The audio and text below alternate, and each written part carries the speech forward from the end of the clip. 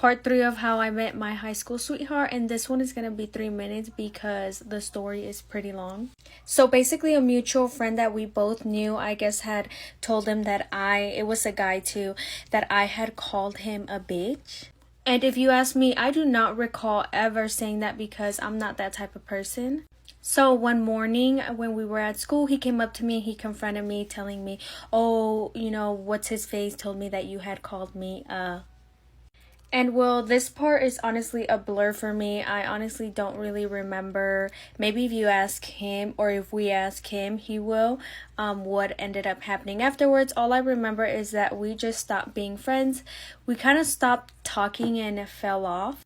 Just for a bit, but 8th grade summer, I gave him my number, we were texting, but then your girl went to Mexico and forgot all about him for summer, and then came high school.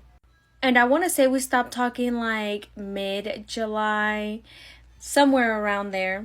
We were both off to high school and we were freshmen, but he didn't end up going to the same high school as I did a freshman year, so we kind of just forgot about each other. So 9th grade, we did our own thing, and then sophomore year came, and he ended up going to my high school.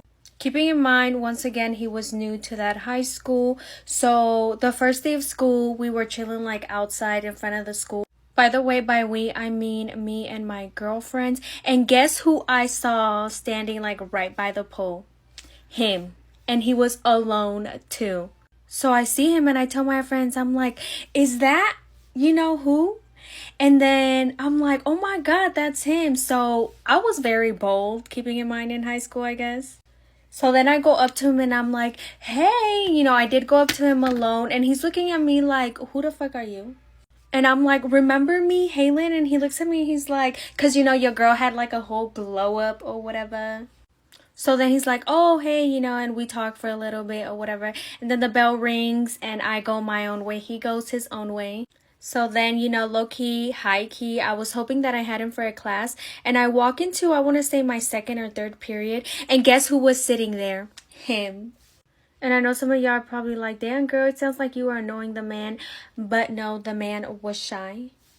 And no, I don't have no shame in my game. And well, after that, we started talking. And we then finally started dating. And honestly, there's a funny story to that too, but that's gonna have to be for another time. So yeah, that's kind of like how me and my boo met.